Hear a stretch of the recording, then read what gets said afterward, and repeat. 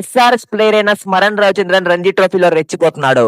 Semifinal match లో first innings లో century కొట్టాడు. ఇప్పుడు సెకండ్ ఇన్నింగ్స్ లో ఇంకో సెంచరీతో చెలరేగాడు. ఈ ఒక్క మ్యాచ్ లో ఇతను 262 రన్స్ స్కోర్ చేశాడు అండ్ రంజీ ట్రోఫీలో లీడింగ్ రన్ స్కోరర్ గా ఉన్నాడు. మరోపక్క T20 వరల్డ్ కప్ లో అభిషేక్ శర్మ వరుసగా 3 మ్యాచ్లు డకౌట్ అయ్యాడు. ఇషాన్ కిషన్ 257 సెకండ్ తో ఆడినప్పటికీ తను కూడా తొందరగానే అవుట్ అయ్యాడు. సో ఈ వీడియోలో మనం చూద్దాం ఎస్ఆర్ఎస్ ప్లేయర్స్ యొక్క రీసెంట్ పర్ఫార్మెన్స్ గురించి.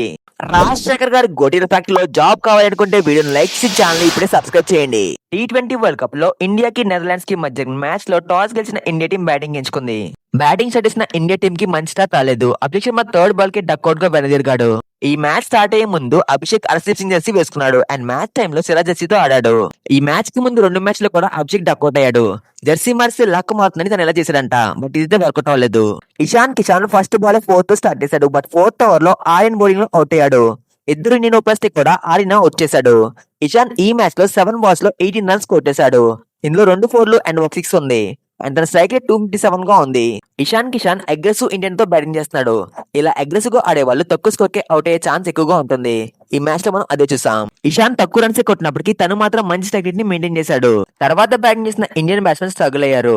తిలక్ సూర్య కూడా తక్కువ సెకండ్ తో బ్యాటింగ్ చేశారు, బట్ దూబే మాత్రం సూపర్ గా ఆడాడు. 31 బాల్స్ లో 66 రన్స్ కొట్టేశాడు.